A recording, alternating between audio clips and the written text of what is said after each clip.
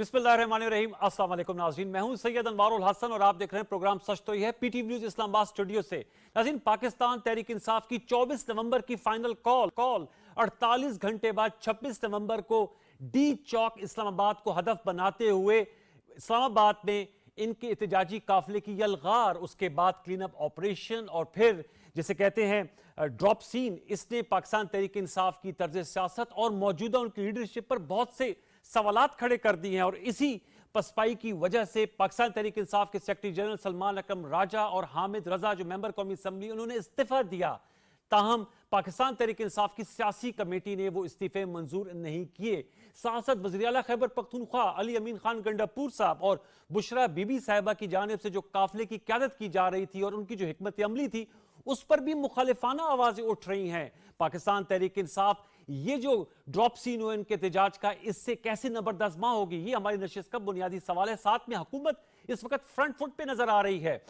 वज़ीर आज़म मोहम्मद शहबाज शरीफ साहब ने आला सतही इजलास से खिताब करते हुए कहा कि पिछले 8 माह में 4 मरतबा खैबर पख्तूनख्वा के वसाइल इस्तेमाल करके पाकिस्तान तहरीक इंसाफ ने इस्लामाबाद पे यलगार किया और यौमिया नुकसान 190 अरब रुपए का होता है। और उनका कि वक्त आ गया है कि अब हम ये जो तमाम वाकयात हो रहे हैं इसका एहतसाब होना चाहिए। इस हवाले से गुफ्तगू करने के लिए 3 नुमाइंदा शख्सियात मेरे साथ गुफ्तगू है आज के अहम प्रोग्राम में, जिसमें हमें ज्वाइन किया है बैरिस्टर अकील मलिक साहब ने, वज़ीर आज़म के मुशीर बराए कानून और इंसाफ। बहुत शुक्रिया बैरिस्टर अकील मलिक साहब, आपका हमें ज्वाइन किया है। सेनेटर हुमायूं मोहम्मद साहब ने स्काइप वीडियो लिंक पर पाकिस्तान तहरीक इंसाफ के मरकजी रहनुमा है और सेनेट ऑफ पाकिस्तान के रुकन है, सर आपका बहुत शुक्रिया।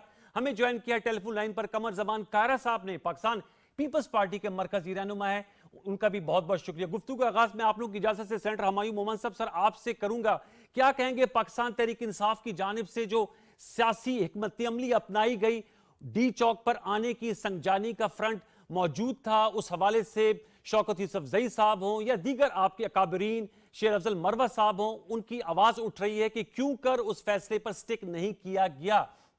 और इसकी वजह से, इस फैसले की वजह से आप लोग भी भुगत रहे हैं और आपके कारकुनान भी। सेनेटर हुमायूं साहब, कुछ खुद एहतसाबी की जाएगी?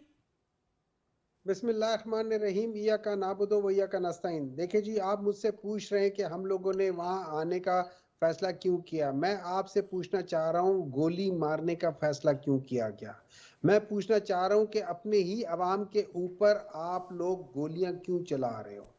क्या यही दस्तूर होगा कि अगर कोई प्रोसेशन आएगा तो आप उसके ऊपर गोलियां चलाओगे। मुझे बताएं, आज तक कितने के सिवाय मॉडल टाउन के अलावा, और प्रॉब्ली एक दफा 1977 में या कब था कि जब गोलियां चली थी अपने ही अवाम के ऊपर।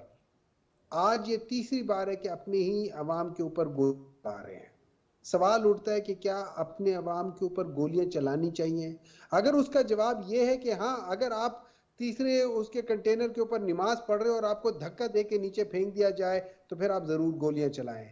अगर उसका जवाब यह है कि हाँ, आप लोग प्रोटेस्ट कर रहे हो चूंकि हम लोगों ने ये किया वो किया और आप प्रोटेस्ट कर रहे हो, हम आपके इस बात को नहीं मानते, उसका तो जवाब बैरिस्टर अकील मलिक साहब से मैं लेता हूं। सर मैं चाहूंगा कि उसका जवाब ले लेता हूं, फिर बैरिस्टर साहब आप जवाब दे दें, फिर मैं डॉक्टर साहब से उनकी जो पार्टी की हिकमत अमली है उस हवाले से सवाल करना चाह रहा हूं, जिसपे खुद सवालात पीटीए के अंदर से उठ रहे हैं। बैरिस्टर साहब, क्या गोली चलाने का राइट मिलता है? बैरिस्टर सेनेटर हुमायूं साहब ने सवाल किया। बिस्मिल्लाहिर्रहमानिर्रहीम। अनवार साहब बहुत बहुत शुक्रिया। देखें, सवाल तो ये उठता है कि एक आध बार मेरे ख्याल से ये भी इनकी भी दौरे हुकूमत रही है और अपने दौरे हुकूमत में शायद ये टीएलपी के, और मैं आपका वो वायरल क्लिप भी देख रहा था आपके एक शो पे, जिस तरह इनके एक पार्टी के मेंबर ने अलेज किया और फिर शायद वो भूल गए कि टीएलपी पे सीधी गोलियां चलाईं। और इनकी पार्टी के चेयरमैन खुद ही कहते रहे कि एहतजाज क्या, फिर क्या करेंगे, सड़कों पे आ जाएंगे। हुकूमत इस तरह अलाउ नहीं कर सकती, हुकूमत इसकी परमिशन नहीं दे सकती। वो ऑन रिकॉर्ड है, इनकी अपनी पार्टी के लीडर, जब वो खुद वजीर आजम थे, वो ये कहते रहे हैं। तो अब ये हुकूमत को कहते हैं कि इनको बिल्कुल मादर पिदर आज़ाद इजाज़त दे दी जाए, जिधर इनका दिल आता है वो धावा बोल दिया जाए। और आज क्या खूब वज़ीर आज़म पाकिस्तान ने कहा है कि ये तहरीक इंसाफ नहीं, ये तहरीक इंतशार है, और वाक़तन सही मानों में ये तहरीक इंतशार है। क्या इस चीज़ की इजाज़त दी जा सकती है कि अब ये इमेजनरी जो लाशें हैं उन पर सियासत कर रहे हैं? क्या जो एहलकार रेंजर्स के, पुलिस के, एफसी के, जिनकी असल हकीकी मानों में शहादतें हुई, क्या वो किसी के घर का चिराग नहीं थे? क्या वो कम पाकिस्तानी थे जिनकी मुताबिकत और मुशाबकत ये दे रहे हैं अपने प्रोटेस्टर्स के हवाले से?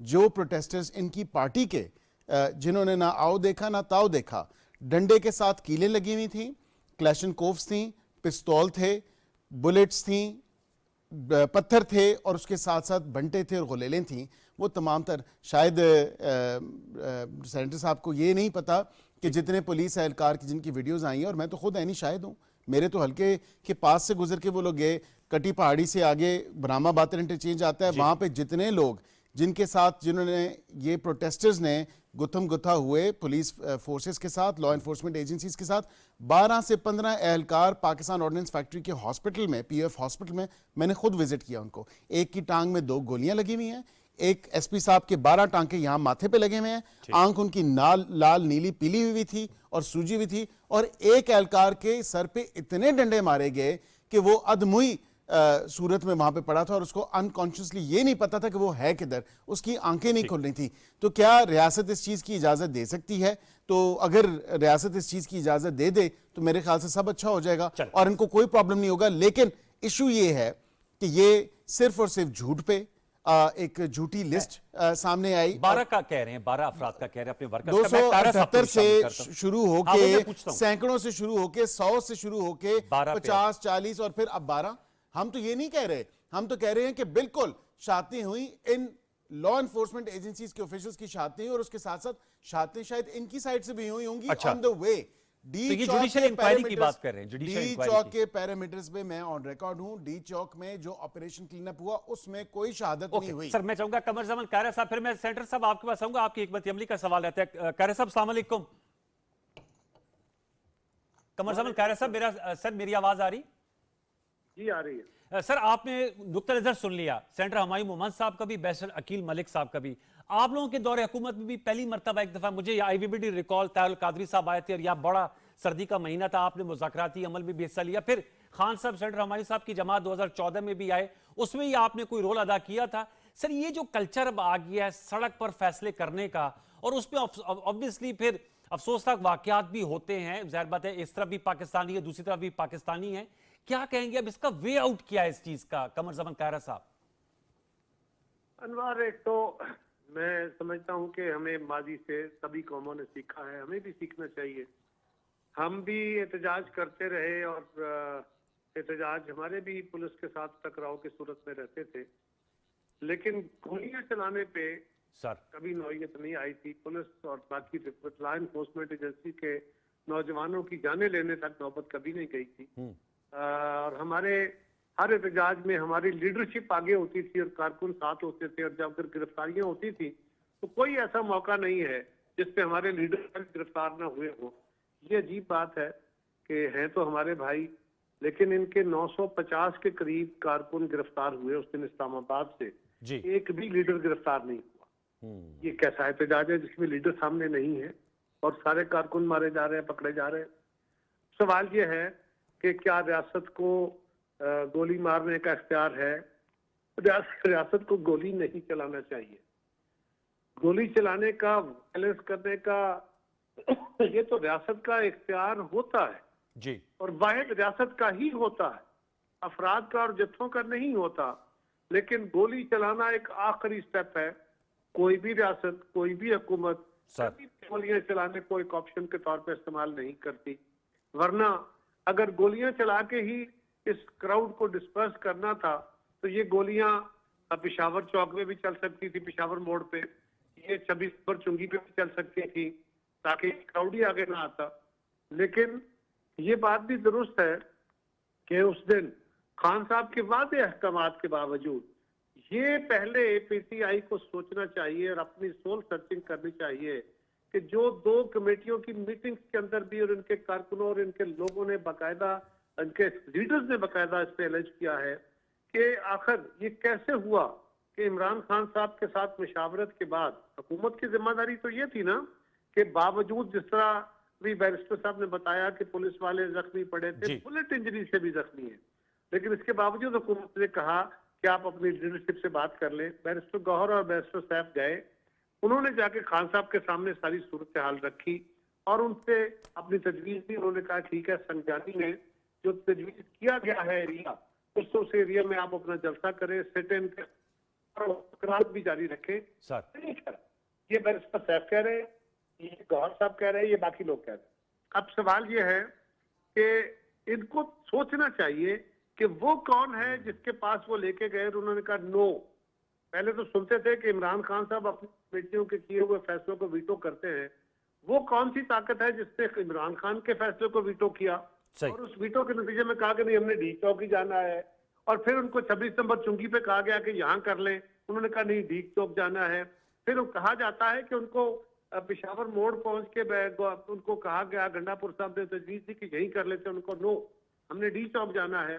फिर 7th एवेन्यू पे कहा यहाँ रुक जाएं, उन्होंने कहा नहीं डी चौक जाना है। और डी चौक पे वहां पे जब मेन कंटेनर लगे थे, उन कंटेनर से नौजवान उतर के आगे पार्लियामेंट हाउस की तरफ बढ़े, वहां भी आगे रेंजर्स के जवान खड़े थे। उन्होंने वादे तौर पे उनको लाउड स्पीकर्स पे कहा कि ये आप गलत कर रहे हैं, वापस मुड़ जाइए, किसकी आपको इजाजत नहीं है। ठीक। तो यहाँ एहतजाज करने की, असेंबली करने की, जलसा करने की बिल्कुल फंडामेंटल राइट है, लेकिन वहीं साथ एक जिम्मेदारी के साथ है कि पब्लिक लाइफ डिस्टर्ब ना हो। यस। आप जो सिविक लाइफ है उसको डिस्टर्ब नहीं करेंगे, आप अमलाक नहीं जलाएंगे, आप वायलेंस नहीं करेंगे, एहतजाज करना आपका हक है। सर और अगर रियासत रोकती है तो उस एहतजाज करने के हक का इस्तेमाल हम भी करते सर रहे। आपने बड़े अहम नुकात उठाए। कर सर मेरे साथ रहेगा सेंटर हमारे सब। अनवार एक छोटी सी बात कर लूं जरा, क्योंकि उसके बाद मैं आपसे इजाजत ले लूं। नहीं सर इजाजत नहीं लेनी आपने। सर आपने दोबारा एक और भी हमारे साथ राउंड करना है। सर मैं एसटी कह मैं रहा था। करता हूं, लेकिन मैं इस पे जरा खत्म कर लूं। जी प्लीज खत्म मैं करें। गुजारिश करूंगा कि वो जो जख्मी हुए हैं पीटीआई के नौजवान, यकीनन हुए होंगे, लाठीचार्ज हुआ, बाकी चीजें हुई, तो वो भी हमारे बच्चे हैं, हमारे भाई हैं।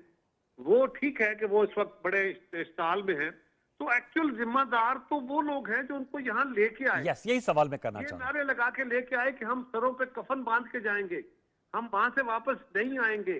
जिन्होंने ये कहा कि ये पठानों की गैरत का सवाल है, ये हमारी खुददारी का सवाल है, और ये पठान मेरे भाई मेरे साथ जाएंगे, ये मेरी हिफाजत करेंगे, हम अपने खान को ले, ये किसने कहा, ये किसने स्टाल दिलाया? ये स्टाल दिलाने वाले को पकड़े। हाँ, और दूसरा आखिरी, वो तो वजीर आला है ना सर, उन्होंने हल्फ लिया था ना। सिर्फ वजीर आला नहीं है, बुशरा बीबी ने भी हल्फ दिए। जी जी हल्फ लिया जी। आज क्यों पॉलिटिकल कमेटी सारी जो फट पड़ी है उनकी, वो क्यों हुआ? और आखिरी गुजारिश ये है कि कंटेनर के ऊपर डबल कंटेनर लगे थे, वहां पे एक नौजवान नमाज पढ़ रहा था, बिल्कुल। उसको पुलिस वाले ने धक्का दे दिया। भाई मैं पूछता हूँ, उन कंटेनरों के साथ पुलिस खड़ी थी, वो नौजवान दूसरी मंजिल पे चढ़ के उस कंटेनर पे, क्या उसको वही जगह मिली थी नमाज पढ़ने की? कुछ बात करते हुए तो लॉजिक देख ले ना कि क्या कह रहे हैं। तीसरी गुजारिश और आखिरी है कि जितने वेला ना करे कोई एक भी शहीद हुआ हो, लेकिन वो भी हमारे भाई हैं, हमारे बच्चे हैं। सवाल ये है कि अगर लोग शहीद हुए, अनवार एक तो बड़ी मोटी बात है कि 278, सैकड़ों, 73, 77, 33 ये फिगर आते रहे। जी जी। अब कोई 12 का फिगर आ रहा है। अगर 12 भी थे, और फर्ज करो इनके, ये बात तो अपनी जगह मुतबर है, अच्छा उसके साथ ये इनडिस्क्रिमिनेट फायरिंग हुई है ना, क्योंकि लाइटें ऑफ हो गई थी, कोई अंधेरा था बिल्कुल। जी जी। अंधेरे के अंदर शार्प शूटर्स तो नहीं मार रहे थे ना किसी को टारगेट करके। वहां तो वैसे रैंडम फायर हुआ है। उस रैंडम फायर में अगर 12 लोग जान से गए हैं, तो कोई 50 के करीब जख्मी भी हुए होंगे। ये तो नहीं हो सकता कि 12 लोग शहीद हो गए और किसी को गोली नहीं लगी। अच्छा, वो जख्मी किधर गए? किसी अस्पताल में होंगे। अगर अस्पताल में है तो उनका कोई बयान, कोई चीज, कोई किसी उनकी फैमिली की तरफ से बयान। सर ये काफी शहीद हुए, कैरा साहब आपका नुकात आ गए थे। आखिरी अनवार, एक जो 12 लोग शहीद हो गए, उन 12 लोगों की लाशें गायब हो गई। चले लाशें गायब कर दी गई, अस्पतालों की लिस्टें चेंज कर दी गई, उनके वारसा होंगे। अभी लिस्ट जो जारी की है उनके साथ वल्दियत और एड्रेस दे ताकि वेरीफाई हो, उनके वारसा होंगे, उनके दोस्त अहबाब होंगे, वो किसी जगह उनकी लाश ढूंढेंगे, वो उसे एहतजाज करेंगे। आप उनके नाम तो दे दिए, एक लिस्ट दी गई है, लेकिन खाली नाम है, ना आईडी कार्ड है, ना वल्दियत है, ना उसका एड्रेस वेरीफाई हो सके। तो ये कोई चीज सब्सटेंशिएट करें तो बात हो सकती है। सर मैं इस पे दोबारा जवाब, सर मैं जब रियासत के मुलाजमीन पे, पुलिस और रेंजर्स पे आप फायर करेंगे, आप जो गुलेलों से गोलियां चलती है ना, वो भी बुलेट की तरह लगती है, आप वो मारेंगे और आप रेंजर्स के जवानों को गाड़ियां चढ़ा के शहीद करेंगे, तो फिर रियासत के पास फाइनल हथियार इसी तरह के। सर जरा मेरे साथ रहेगा। सेनेटर हमारे साहब, आपने सारी गुफ्तगू सुन ली कारा साहब की और बैरिस्टर अकील साहब की। सोल सर्चिंग की जरूरत है पीटीआई को। सर जवाब दीजिएगा, जिन्होंने हल्फ लिए वो जिम्मेदार नहीं है, ये जो भुगत आप लोग और आपके कारकुनान ने भुगता है? मुझे सबसे ज्यादा अफसोस हुआ है कायरा साहब की बात सुन के कि वो आदमी जो है उसको वही जगह मिली थी कि 2 कंटेनर के ऊपर चढ़ के या 3 कंटेनर के ऊपर चढ़ के नमाज पढ़े। मुझे अफसोस इस बात का हुआ है कि वो शायद वो जगह वाकई सही नहीं थी नमाज पढ़ने के लिए, लेकिन क्या उसको ये कायरा साहब जस्टिफाई कर रहे हैं कि उसको वहां से धक्का दे के नीचे फेंक दिया? आई एम रियली सॉरी, मैं कायरा साहब के मुंह से ये बात सुन रहा हूँ। मैं ऑनेस्टली मुझे नहीं लगता कि कायरा साहब जैसे जो कि एक ऐसी पॉलिटिकल पार्टी के साथ है कि जिनके ऊपर अल जुल्फिकार का ठप्पा लगा हुआ था और वो ये ऐसी बात कर रहे हैं। मुझे अफसोस इस बात का है कि कायरा साहब ये कह रहे हैं, बताना चाह रहे हैं कि वहां पे कोई जख्मी नहीं हुआ, वहां पे कोई ये बताना चाह रहे हैं कि कोई शहीद नहीं हुआ।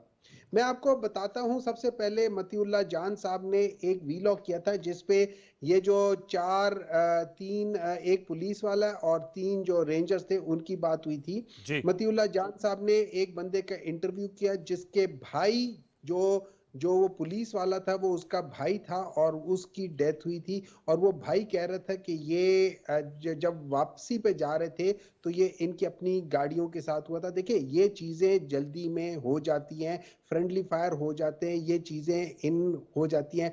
नोबडी सेइंग कि वो कोई गलत हुआ था कि क्या हुआ था, ये किसी ने मारा था, कोई ऐसी बात नहीं थी। मैं आपको 20 ऐसी वीडियो बता सकता हूं कि जिस पे जब वहां से जो अटक से आगे आ रहे थे और वहां पे होता है, वहां पे पंजाब पुलिस वालों को उन्होंने उनको बचाया, उनको मॉब से बचाया। हाँ जरूर उनको कहा कि इमरान खान का नारा लगा दे, उसमें कोई बुराई नहीं है, अगर अच्छाई नहीं है तो बुराई नहीं है, और वो क्या। लेकिन देखिए बात ये हो जाती है, मैं शायद खाकान अब्बासी साहब की बात करता हूं कि जो कंफर्म बता रहे हैं for the record of Kaira साहब, कि वो कंफर्म बता रहे हैं कि उनकी नॉलेज में 3 ऐसे शायद खाकान अब्बासी मतीउल्लाह जान के रेफरेंस दे रहे हैं। पीटीआई का कोई अपना विंग या कोई कमेटी नहीं बनी जिनके पास तमाम चीजें हों? एक मिनट अनवर साहब, शायद खाकान अब्बासी अपना बता रहे हैं कि उनके हल्के में 2 जनाजे हुए हैं और वो तीसरे जनाजे का रेफरेंस दे रहे हैं मर्दान का, वो मतीउल्लाह जान साहब की बात नहीं कर रहे। अच्छा, उसके बाद फिर मैं आपको एक और बात बताता हूँ। ये पहली बार हुआ है कि एक डिप्टी डायरेक्टर जो है वो रिजाइन कर रहा है, वो कह रहे हैं कि ये मुझसे बर्दाश्त नहीं हो रहा। नंबर 4, आपके पास बेतहाशा ऐसे वो है। मुझे एक बात बताएं कि अगर फर्ज करें ये चीजें नहीं जख्मी हुआ, मैं आपको जो बीबीसी की रिपोर्ट है, बीबीसी की रिपोर्ट में उन्होंने डॉक्टरों की आवाजें तो चेंज करके उन्होंने बताया कि एक रात में कितने ऑपरेशंस हुए, ये जख्मियों की बात कर रहे हैं। मैं बीबीसी की रिपोर्ट की बात कर रहा हूं। आप लोगों ने कुछ गैदर किया अब सर अब तक?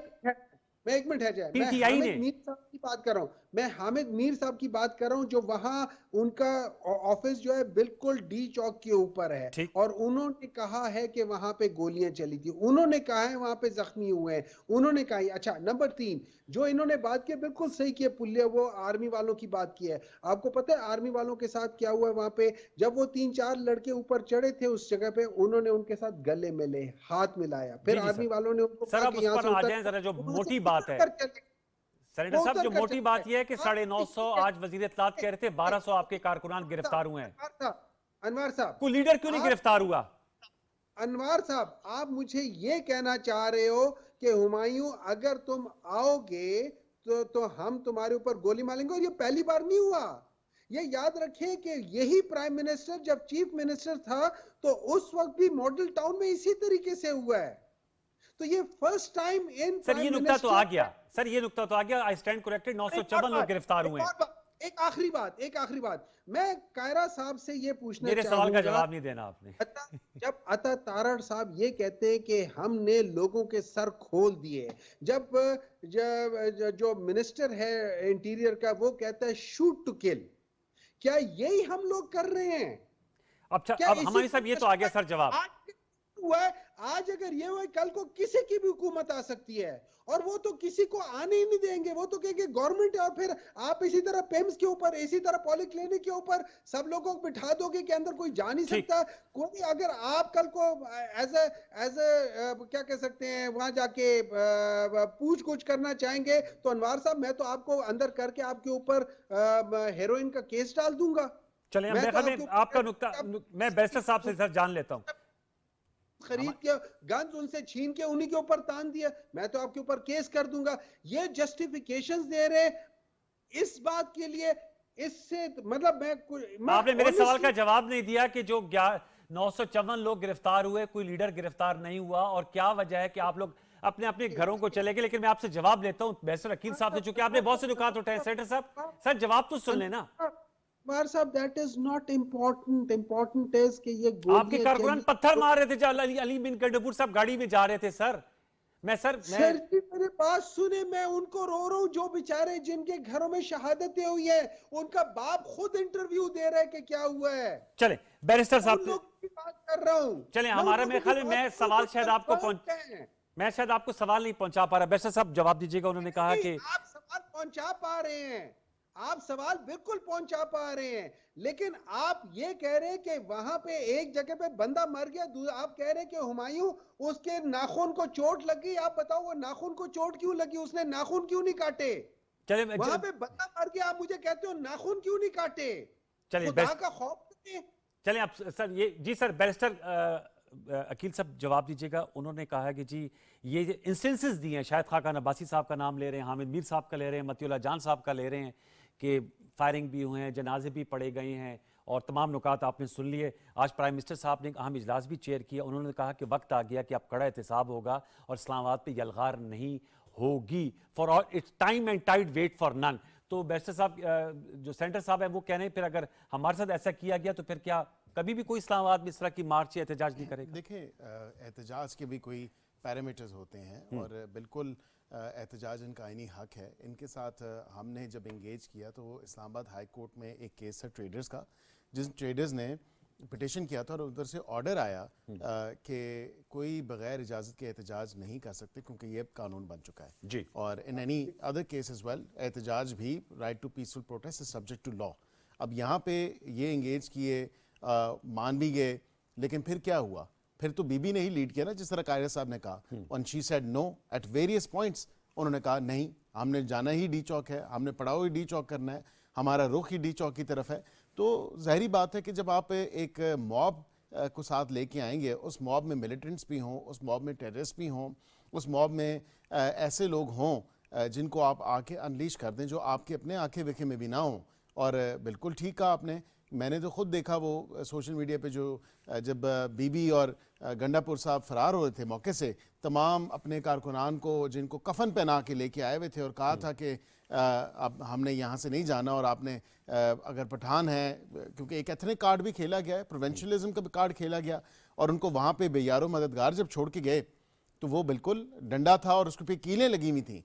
सो they actually brought these people, वो आर्म्ड लोग थे। आने क्यों दिया गया, जो कायरा साहब ने भी नुक्ता उठाया? देखिए, जब आपके साथ मैं आपको यही बता सकता हूं कि जब आपके मॉब के अंदर मिलिटेंट्स हों, टेररिस्ट हों, जब वो असले से बिल्कुल लबरेज हों, उसके बाद उनके पास बंटे हों, उनके पास पत्थर हों, उनके पास एमिनेशन हो, तो वो बिल्कुल कर सकते हैं। पुलिस की नफरी जितनी भी क्यों ना हो, वो कितना को मुकाबला। मैंने अभी आपको एक इंसिडेंट बताया कि एक ऑफिशियल जो है उसकी टांग में गोलियां लगी हैं, अल्लाह अल्लाह करके उसने अपनी जान बचाई, तो क्या उसके अपने पुलिस एहलकारों या पुलिस साथियों ने तो नहीं मार दी ना? वो तो ऑब्वियसली जो ये मॉब आ रहा था, जब ये इंतशारी टोला आ रहा था, तो जाहिर बात है इन्होंने वहां पे डायरेक्ट फायरिंग की। जब डायरेक्ट फायरिंग की और उसके साथ ये अपनी हुकूमत की वहां की मशीनरी लेके आए और रास्ते क्लियर करवाते रहे। वहां के लॉ एनफोर्समेंट एजेंसीज के लोग जिनका काम था कि वहां पे सूबे में पारा चिनार, कुरम एजेंसी या दीगर वहां पे जो लॉ एंड ऑर्डर की सिचुएशन है उसको कायम दायम रखना है, उसको इंश्योर करना है। लेकिन उन्होंने क्या किया? इन्होंने उन ऑफिशियल्स को मजबूर किया, ड्यूरेस के अंदर उनको फोर्स करके साथ लेके आए और आके उन्होंने इस्लामाबाद की तरफ पड़ाव किया, इस्लामाबाद में धावा बोला।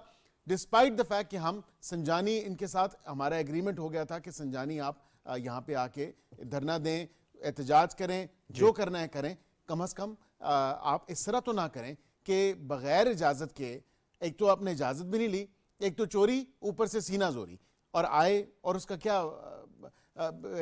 फैसला क्या हुआ, शदीद किस्म के क्या इल्जामात निकला लगा रहे उसका हैं, लोगों रिजल्ट? की हलाकतों की बात करते हैं, जुडिशियल इंक्वायरी की बात की देखिए उमर साहब ने, आज लीडर ऑफ द ऑपोजिशन ने। प्राइम मिनिस्टर पाकिस्तान ने टास्क फोर्स जो है वो इस्टेब्लिश की है, और उन्होंने वज़ीर इत्तलात, वज़ीर दाखिला, वज़ीर कानून और साथ में एक दो और वज़ीर हैं, उनकी सरबराही में ये एक टास्क फोर्स है, ताकि ये पता चलाया जा सके कि जो लोग आए थे, गोलियां चलवाई उन्होंने।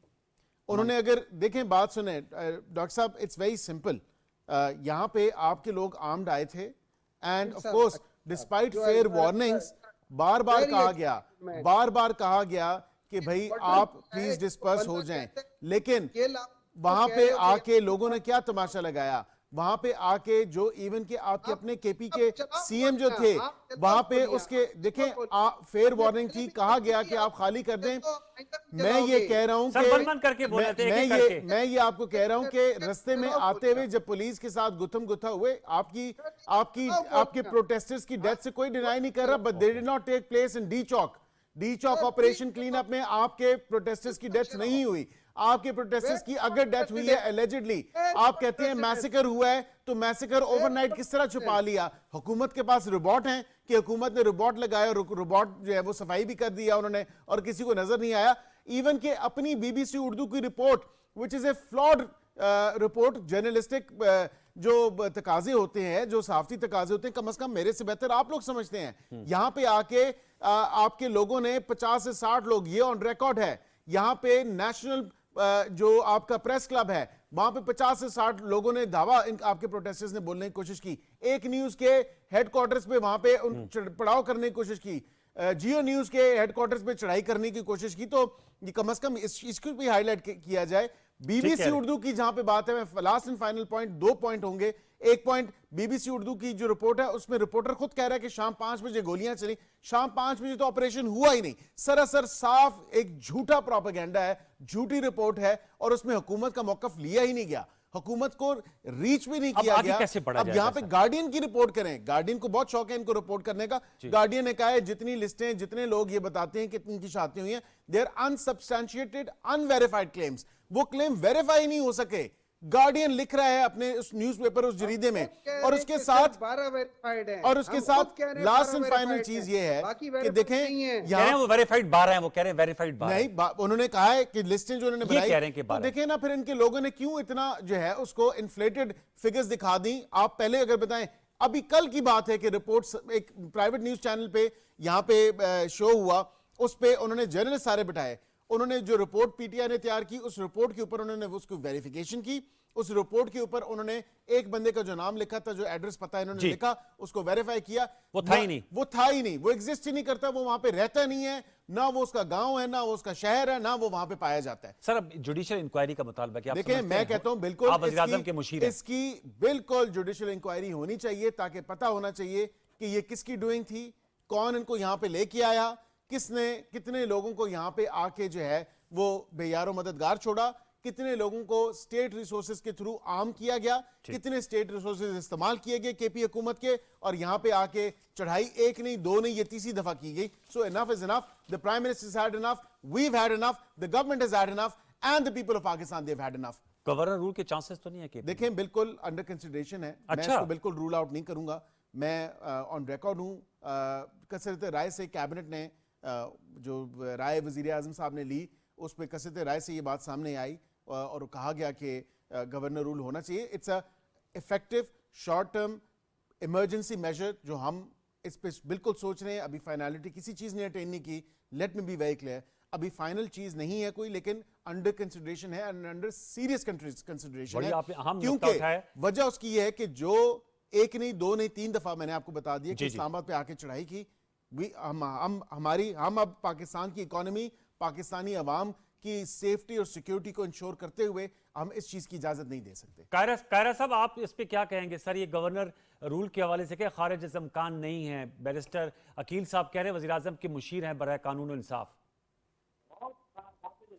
देखिए अनवार, गुजारिश ये है कि गवर्नर रूल एक आईनी तरीका है, एक आइन का हिस्सा है, लेकिन इंतहाई नापसंदीदा कानून, ये किसी इंतहाई सूरत में तो लग सकता है, लेकिन जिस तरह मजहब ने कहा है ना कि तलाक देना एक जायज काम है, लेकिन ये इंतहाई नापसंदीदा जायज काम। इसी तरह जो गवर्नर राज का ताल्लुक है, ये किसी इंतहाई सूरत के लिए कानून रखा गया है, लेकिन इंतहाई नापसंदीदा। और मैं समझता हूँ कि अगर हुकूमत पीटीआई पे पाबंदी लगाने या गवर्नर रूल लगाने की कोई सोच रखती है या ऐसा को अमल करती है, तो ये पीटीआई को सपोर्ट करेगी, ये हालात को ठीक करने की कोशिश नहीं होगी। सेनेटर हमायूं साहब, सर आप क्या, जी सेनेटर हमायूं साहब आप क्या कहेंगे जो गवर्नर राज की बात? एक मिनट रुको अनवर, जी प्लीज सर, जी कायरा साहब, सॉरी जी बात करें कायरा साहब। देखिए, गुजारिश ये है, मेरे भाई ने सेनेटर साहब ने मुझसे कहा, मुझे उनको बड़ा अफसोस हुआ कि मैंने कहा कि जी वो बंदा जो 2 या 3 कंटेनर्स के ऊपर बैठ के नमाज पढ़ रहा था, मैं तो कह रहा हूँ, मुझे हालात का नहीं पता मौके का, जी जी इनके सवाल के ऊपर सवाल उठा रहा हूँ कि एहतजाज हो रहा है, कंटेनर्स लगे हुए हैं, उनके साइडों पे आगे पीछे पुलिस है, और उन कंटेनर्स के ऊपर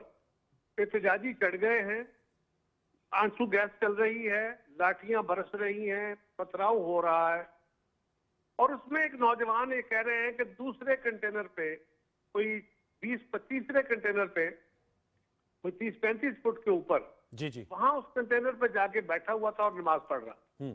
तो ये बात मुझे लॉजिकल समझ नहीं आ रही। मैं ये नहीं कह रहा कि नमाज पढ़ना गलत था और फलां गलत था, बिल्कुल नहीं। अगर किसी जगह पे ज्यादती हुई है तो मैं कहूंगा, लेकिन एक बात अनवार समझना चाहिए सर, हर चीज की एक टॉलरेंस की एक हद होती है। मुझे किसी फर्द के उसके पास बंदूक हो और मुझे ये श्योर हो जाए कि ये मेरी जान लेने लगा है और मैं उसकी जान ले लेता हूं, तो कानून मुझे इनोसेंट डिक्लेयर करता है कि मैंने सेल्फ डिफेंस में किया है। जहां रियासत का रिप्रेजेंटेटिव खड़ा होता है, वहां एक सूरत उससे भी ज्यादा हो जाती है। रियासत का रिप्रेजेंटेटिव लोगों की जान माल आबरू बचाने के लिए वो अपनी ड्यूटी पे खड़ा है, वो एक ऑर्डर के तहत खड़ा है, और उसके ऊपर अगर आप फायर करते हैं तो उसके पास कोई चारा नहीं है। उसके बाद रियासत वो काम करती है जो नापसंदीदा तरीन है कि वो फायर करने का ऑर्डर देती है। मेरे भाई ने कहा कि जी इंटीरियर मिनिस्टर ने कहा कि हमने इजाजत दे दी है फायर करने की। ये इस बात की अलामत है, ये चले टिकर, ये इस बात की अलामत है कि इससे पहले गोली चलाने की इजाजत नहीं थी। जिस वक्त तक पुलिस के लोग शहीद नहीं हुए थे, रेंजर्स के लोग नहीं शहीद हुए थे, पुलिस को गैर मुसल्लह रखा गया था, यानी आतकी असला नहीं दिया गया था, रेंजर्स के पास आतकी असला नहीं था, तभी कोई 76 कहता है, कोई 100 कहता है, पुलिस के लोग और रेंजर्स के लोग जख्मी पड़े हैं। अगर उनके पास आतकी असला होता तो जब 3 लोग उनके शहीद हो गए तो उसके बाद वो रियायत ना करते। ये याद रखिए, जो हमारे होते हैं ना इदारे लॉ एनफोर्समेंट के, ये भी बरादरियां होते हैं। इनमें से किसी एक का अगर खुदा न खास्ता उसको चोट लग जाती है, वो शहीद हो जाता है, तो उसके बाद वो इदारा जो होता है, उसके जो जवान होते हैं, उनका रिएक्शन बिल्कुल ट्राइबल स्टाइल का होता है, और वो इंतजामिया के लिए उनको संभालना मुश्किल हो जाता है। अगर ऐसा होता तो उनके पास वेपन्स होते तो वहीं फायर हो जाते। लेकिन मैं समझता हूं जो हुआ इंतहाई अफसोसनाक है, इंतहाई तकलीफदेह है। हामिद मीर साहब ने कहा अपने प्रोग्राम में, उनका जिक्र कहा मेरे भाई ने किया, उन्होंने कहा जी कि बहुत फायरिंग हुई है और बड़ी शेलिंग हुई है, लेकिन फिर उसी प्रोग्राम उसी आर्गूमेंट में उन्होंने कहा कि मुझे एग्जैक्टली नहीं पता उसमें वहां पे शेल फायर हुए हैं, रबर बुलेट फायर हुई हैं, लेकिन मैंने देखा कि लोग जख्मी हुए हैं, मैंने देखा कि बहुत सारी, मैंने फायरिंग की आवाज सुनी। एक बात याद रखिए, मैंने पहले भी कहा, किसी जगह पे अगर इनडिस्क्रिमिनेट फायरिंग में 12 लोग शहीद होते हैं तो 50 से ज्यादा जख्मी होंगे, उनका कहीं ब्लड गिरा होगा, वो यार सड़कें खुली पड़ी हैं या कह दो कि धो दी गई हैं, वो नहीं धोई गई, कोई सबूत नहीं है। हम कह रहे हैं कि अगर 12 लोगों की लिस्ट है तो खुदारा उनकी लिस्ट मीडिया से शेयर करो, मीडिया जाके वहां से वेरीफाई करे, इंडिपेंडेंट मीडिया जाए, आप उनके फैमिलीज को कोई इंटरव्यू चलाओ, पता चले कि वो लोग वहां शहीद। सर आज इन्होंने प्रेस कॉन्फ्रेंस पे, सर वैसे शेख वकास साहब ने प्रेस कॉन्फ्रेंस पे बताया, उसकी डिटेल्स तो दी हैं, लेकिन आपने जो नुकात उठाए, डिटेल नाम दिए है ना भाई, तो मैं कह रहा हूँ जी नाम दिए, जी नाम दिए, नाम दिए हैं, उनकी वल्दियत उनकी जगह नहीं दी। हाँ, ये हमायूं साहब से सर मैं पूछता हूँ टुवर्ड्स दी एंड। हमायूं साहब, गवर्नर रूल का क्या खारिज इम्कान करार नहीं दिया जा सकता? आप लोग समझते हैं कि आप लोगों को अपने तर्ज सियासत को बदलना होगा? बैरिस्टर अकील साहब कह रहे हैं और कायरा साहब भी कह रहे हैं कि नापसंदीदा अमल है लेकिन आइन में गुंजाइश है। क्या पीटीआई में सोल सर्चिंग हो रही है? खुदा इसका भी जवाब दे दीजिएगा हमायूं साहब। देखिए जी, ऐसा है, आइन में गुंजाइश है लोगों के ऊपर गोलियां चलाने के लिए। आप जाओ केपी में लोगों के ऊपर गोलियां चला दो, आप जाओ पंजाब में जो जो पीटीआई का वर्कर है उसके ऊपर गोलियां चला दो। आइन में गुंजाइश है, चलाओ।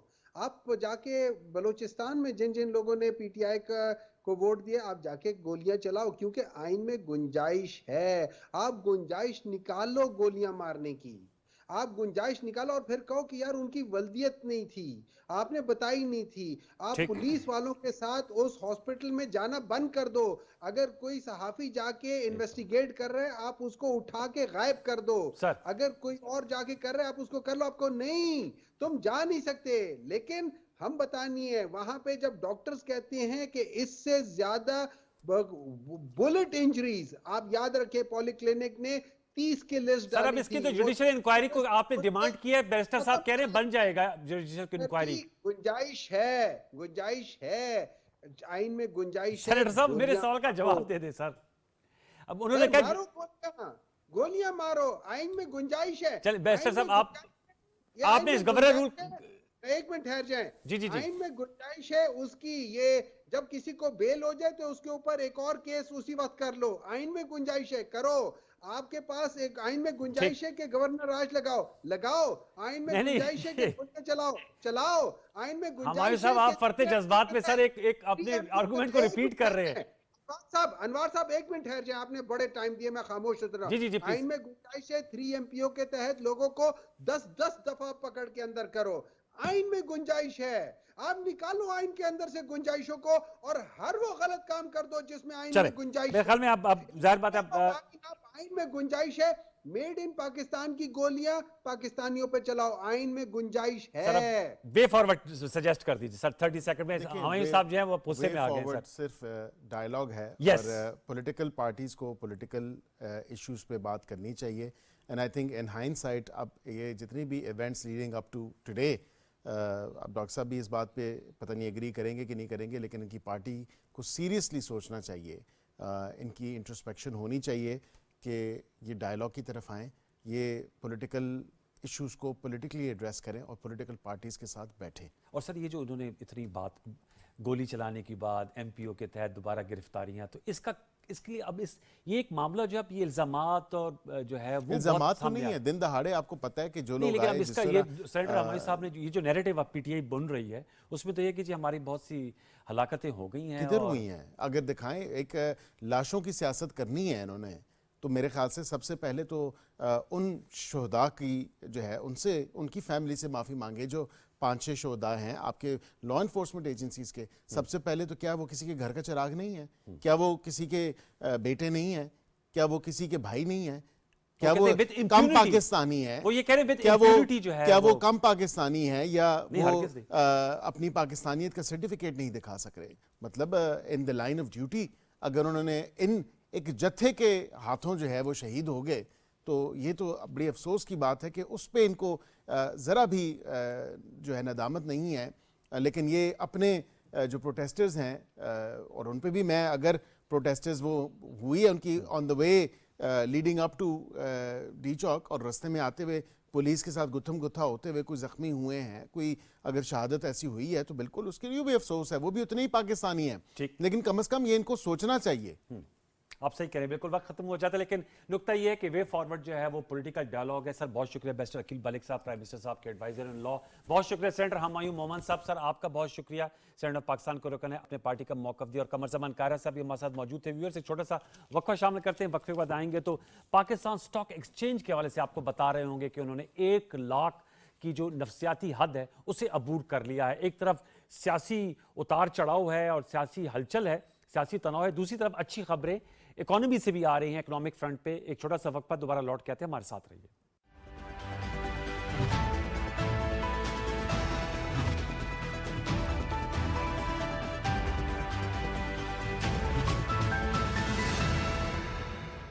Welcome back viewers. हमें ज्वाइन किया है कुरतलैन साहबा ने, आप एफपीसीसीआई की वाइस प्रेसिडेंट हैं। आपसे जानेंगे कि ये जो पाकिस्तान स्टॉक एक्सचेंज ने एक नफसियाती हद अबूर की है 1 लाख की, इसका इम्पैक्ट क्या होता है? बहुत से तजियाकार कहते हैं कि इसका एक आम आदमी से क्या राब्ता या जोड़ जुड़ता है। कुरतलैन साहबा, थैंक यू वेरी मच कि आपने प्रोग्राम सचते में ज्वाइन किया। बताइएगा, पाकिस्तान स्टॉक एक्सचेंज ने जो एक रिकॉर्ड कायम किया है, इसका क्या इम्पैक्ट होता है कॉमन मैन की लाइफ पे?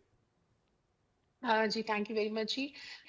देखिए जी, कॉमन मैन की लाइफ पे ये है कि जब मार्केट में एक तेजी का रुझान आता है तो इसका मतलब है कि जो फॉरेन डायरेक्ट इन्वेस्टर्स हैं उनके लिए भी एक फेवरेबल मार्केट होती है। प्लस जो ईज ऑफ डूइंग बिजनेस है उसमें भी जो लोग इन्वेस्टर्स हैं उनके लिए एक अच्छा रिजल्ट सामने आता है। दूसरा जो बहुत इंपॉर्टेंट बात है वो ये है कि जब ये कंडीशंस फेवरेबल जाती हैं तो हमारे पास जो है वो जॉब की जो अपॉर्चुनिटीज हैं लोगों के लिए वो बेहतर होना शुरू होती हैं आम आदमी के पर्सपेक्टिव से, अगर मैं बिजनेस के हवाले से हटा के भी बात करूं। और साथ साथ अभी ये जो पाकिस्तान स्टॉक एक्सचेंज ने ये एक हदफ अबूर किया है, उससे बड़ी डेवलपमेंट देखने में आ रही है कि कुछ सेक्टर्स के लिए काफ़ी फेवरेबल इन्वायरमेंट बना है, जिसमें हमारा फर्टिलाइजर की इंडस्ट्री है या बैंकिंग सेक्टर है, ऑयल एंड गैस है, उसके अंदर जो है वो काफ़ी फिजिबल इन्वायरमेंट सामने आया। और उसमें हमने देखा भी कि प्रोमिनेंट जो कंट्रीब्यूटर्स हैं इसके अंदर वो फौजी फर्टिलाइजर जी और यूबीएल जो हैं वो हमें नजर आते हैं। एग्जैक्टली अब मुझे थोड़ा सा बताइएगा कि आज प्राइम मिनिस्टर शहबाज शरीफ साहब बात कर रहे थे और उन्होंने कहा कि हमें इकोनॉमी को आगे बढ़ाना होगा, जो पॉलिटिकल टेम्परेचर्स को कम करना होगा, और साथ में दोबारा से चार्टर ऑफ इकोनॉमी की बात की है। एफपीसीसीआई, आप उनकी नायब सदर हैं, कितना नागुज़ीर समझती हैं कि मौजूदा कॉन्टेक्स्ट में हमें एक चार्टर ऑफ इकोनॉमी की ज़रूरत है as a important stake holder?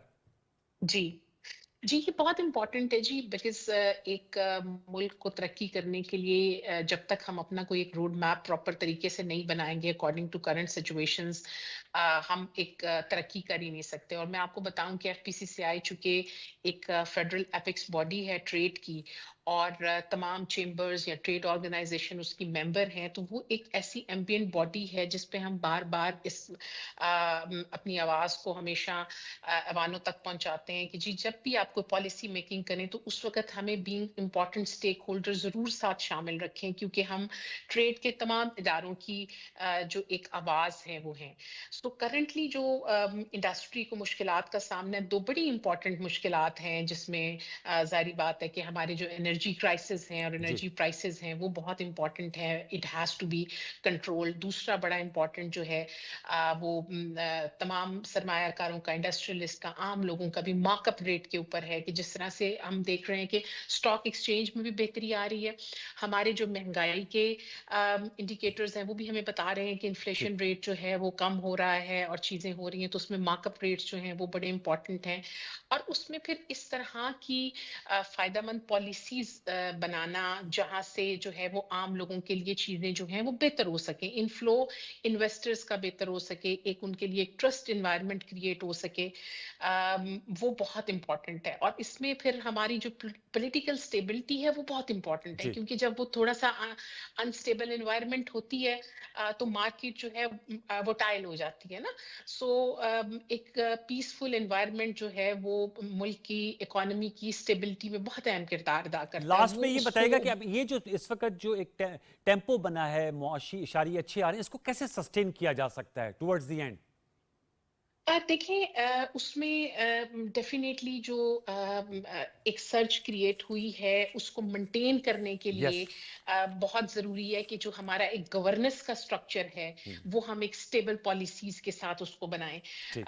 दूसरी बात ये कि जो इस वक्त रुपए की एक कदर है वो थोड़ी स्टेबल हुई है, उसकी मेंटेनेंस के लिए हम पॉलिसीज इस तरह की इन्वाइस करें कि वो स्टेबल रहे ना, बिकॉज वो अगर वो फिर ड्रॉप आएगा तो फिर वो हमारे जो इंडिकेटर्स हैं वो सारे ड्रॉप हो जाएंगे।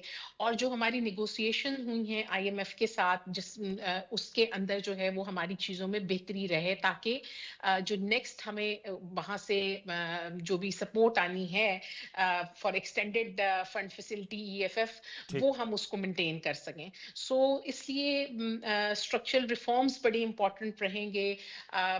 फिर इसी तरह से ट्रेड के इदारों का साथ contribution with the government of Pakistan, ये बहुत इंपॉर्टेंट रहेगा। और फिर अगेन मैं कहूंगी कि political stability would be very important area, ताकि वो टेंशन ईज्ड ऑफ रहे। कुर्रतुल साहब, thank you very much. That is the takeaway, political stability. आपने गुफ्तगू सुनी, नायब सदर हैं FPCCI की कुर्रतुल साहब, वो कहती थी सियासी इस्तेहकाम जो है वो इक्तिसादी बहाली और इक्तिसादी पायदार इस्तेहकाम के लिए जुड़ा हुआ है। तो यही हमारा आज का टेक अवे है कि कहते हैं सियासत और मईशत का चोली दामन का साथ है। अगर मुल्क की सियासत में ठहराव पैदा होगा तो इक्तिसादी बहाली और तरक्की की तरफ हम आगे बढ़ेंगे। प्रोग्राम सचते में आपको नशिस्त कैसी लगी, अपने फीडबैक दीजिएगा। कल तक के लिए सैयद अनवारुल हसन और सचते की प्रोडक्शन टीम को इजाज़त दीजिए। अपना बहुत सा ख्याल रखिए। अल्लाह ने के बान।